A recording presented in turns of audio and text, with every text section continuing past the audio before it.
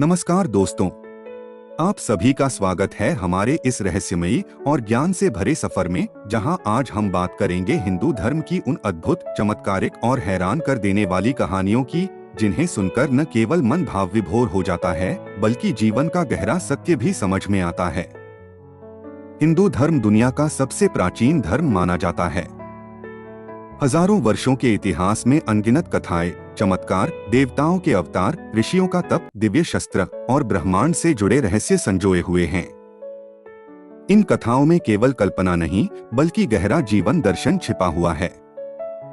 आज हम इन्हीं कहानियों की यात्रा पर निकलेंगे, धीरे धीरे, शांत मन से और एक नई दृष्टि के साथ।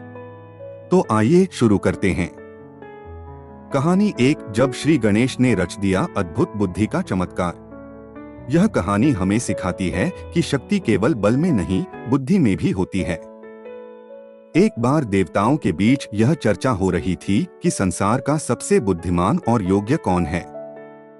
तभी शिव और पार्वती ने गणेश और कार्तिकेय दोनों को बुलाया और कहा, जो पूरे ब्रह्मांड का 3 बार चक्कर लगाकर सबसे पहले वापस आएगा, वही सबसे महान माना जाएगा।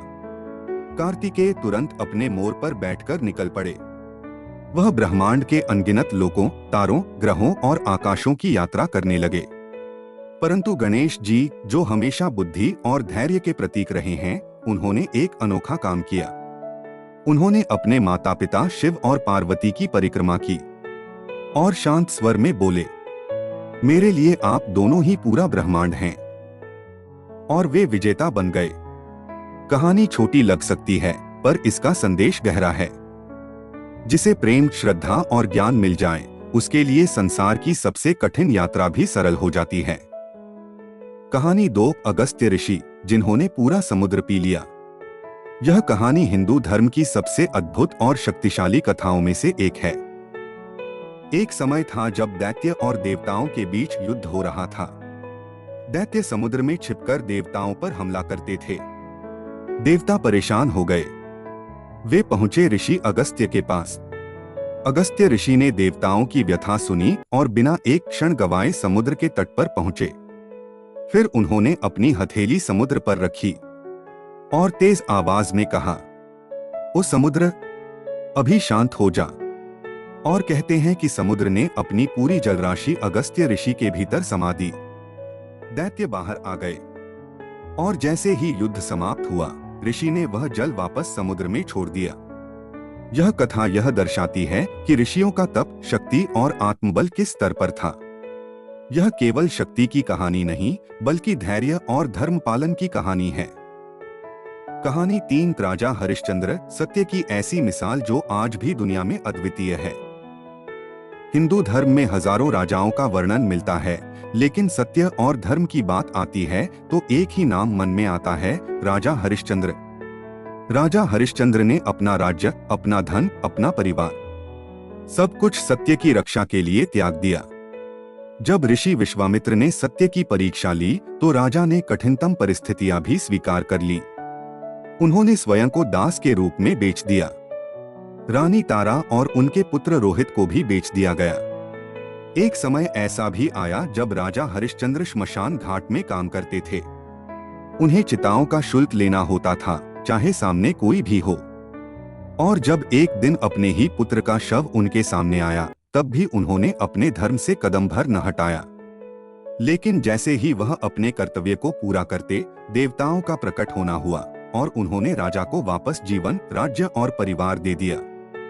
यह कहानी हमें बताती है कि सत्य कठिन हो सकता है, लेकिन सत्य को निभाना ही जीवन का सबसे बड़ा साहस है।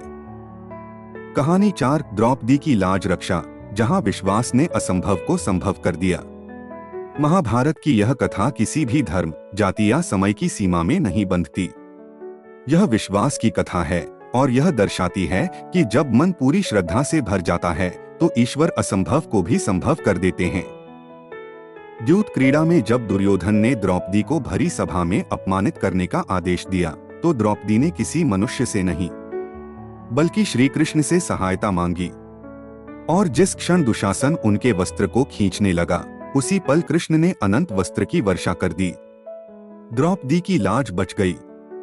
दैत्य समान दुशासन थक गया, पर वस्त्र खत्म नहीं हुए। यह घटना यह बताती है कि जब मन सच्चे विश्वास से भर जाता है, तब ईश्वर अद्भुत चमत्कार करते हैं। कहानी 5 भगवान राम की पत्थर वाली सेना, जहां पत्थर भी तैरने लगे। रामायण में वानर सेना ने समुंदर पर पुल बनाया, लेकिन यह पुल किसी लोहे या मिट्टी से नहीं, बल्कि पत्थरों से बना था।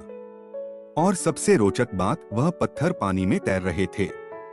यह कैसे संभव हुआ? कहानी बताती है कि जब भी पत्थर पर राम लिखा जाता, वह पानी में नहीं डूबता। यह केवल चमत्कार की कहानी नहीं, बल्कि यह बताती है कि नाम में कितनी शक्ति होती है। जब कार्य धर्म और सत्य के लिए हो, तब प्रकृति भी उसका साथ देती है। कहानी 6 नारद मुनि और मायावी जगत का रहस्य।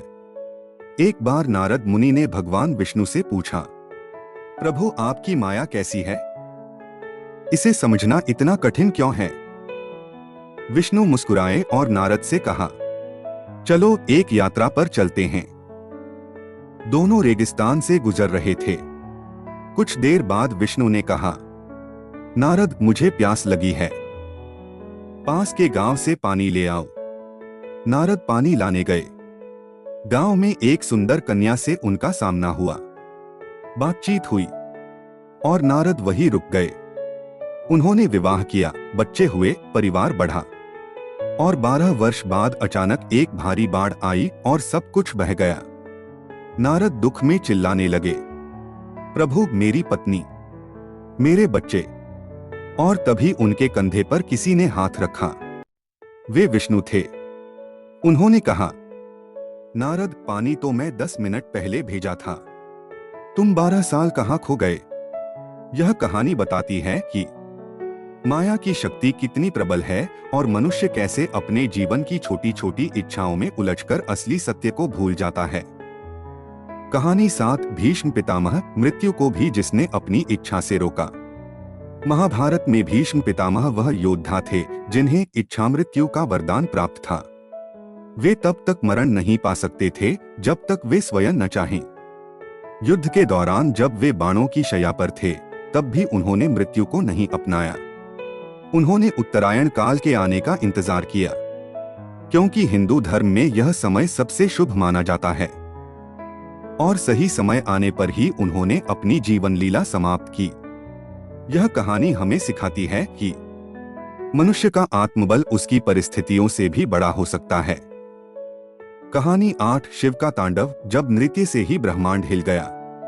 शिव को नटराज कहा जाता है, नृत्य के देवता। कहते हैं कि जब शिव तांडव करते हैं, तब साधारण नृत्य नहीं, बल्कि पूरा ब्रह्मांड कांप उठता है। एक बार राक्षसों का बढ़ता अत्याचार देखकर शिव इतने क्रोधित हुए कि उन्होंने प्रलयकारी तांडव किया। उनके प्रत्येक कदम में बिजली की चमक थी, हर लय में सूर्य का ता, और हर आंदोलन में ब्रह्मांड की शक्ति। यह तांडव 2 चीजों का प्रतीक है, विनाश और सृजन। जहां एक ओर शिव नष्ट करते हैं, वहीं दूसरी ओर उसी नृत्य की लय में नई सृष्टि की शुरुआत होती है। कहानी 9 सुदामा और कृष्ण, दोस्ती का सबसे सुंदर उदाहरण। दुनिया में लाखों दोस्त होते हैं, लेकिन कृष्ण और सुदामा की मित्रता जैसी शायद ही हो। सुदामा बहुत गरीब थे, घर में खाने को तक नहीं होता। लेकिन जब अत्यंत संकट आया, तो उनकी पत्नी ने कहा कि कृष्ण से मिलाओ। सुदामा ने थोड़े से चावल बांधे और द्वारका पहुंच गए। कृष्ण ने अपने सिंहासन पर बैठे बैठे ही सुदामा की आहट पहचान ली। नंगे पांव दौड़े, मित्र को गले लगाया, उनके पांव धोए। और जब सुदामा ने संकोच से वह पुराने चावलों की पोटली निकाली, तब कृष्ण ने उसे सबसे बड़ा प्रसाद मानकर ग्रहण किया। जब सुदामा लौटे, तो उनका कच्चा घर एक सुंदर महल बन चुका था। कृष्ण ने बिना कहे ही उनके मन की इच्छा पूरी कर दी। यह कहानी बताती है कि सच्ची मित्रता में ना धन का महत्व है, ना पद का, केवल प्रेम का। कहानी 10 गंगा अवतरण, जब भगवान शिव ने अपनी जटाओं में संभाला स्वर्ग का जल। भगीरथ ने अपने पूर्वजों की मुक्ति के लिए गंगा को पृथ्वी पर लाने का कठोर तप किया। गंगा ने आने के लिए हाँ कर दी, लेकिन उनकी धारा इतनी प्रबल थी कि पृथ्वी उसे सह नहीं सकती थी। इसलिए भगीरथ ने शिवजी से प्रार्थना की। गंगा स्वर्ग से पृथ्वी पर उतरी, लेकिन शिव ने उसकी असंख्य धाराओं को अपनी जटाओं में रोक लिया और फिर एक नियंत्रित धारा के रूप में गंगा को पृथ्वी पर प्रवाहित किया। यह कथा दिखाती है कि कठोर तप, धैर्य और भक्ति से असंभव कार्य भी संभव होते हैं। कंक्लूजन। दोस्तों, हिंदू धर्म की इन कहानियों में केवल चमत्कार नहीं, बल्कि गहरे जीवन सत्य छिपे हैं। सत्य की शक्ति, विश्वास की ताकत, भक्ति का प्रभाव, मित्रता का महत्व और आत्मबल का मूल्य। इन कथाओं को सुनकर मन में यह भाव उठता है कि ईश्वर चमत्कार करते हैं, पर तब जब मन सच्चाई और प्रेम से भरा हो। यदि आपको ये कहानियां पसंद आई हो तो वीडियो को लाइक करें, चैनल को सब्सक्राइब करें और कमेंट में लिखें जय हिंदू धर्म। धन्यवाद दोस्तों। फिर मिलेंगे एक नई अद्भुत कहानी के साथ।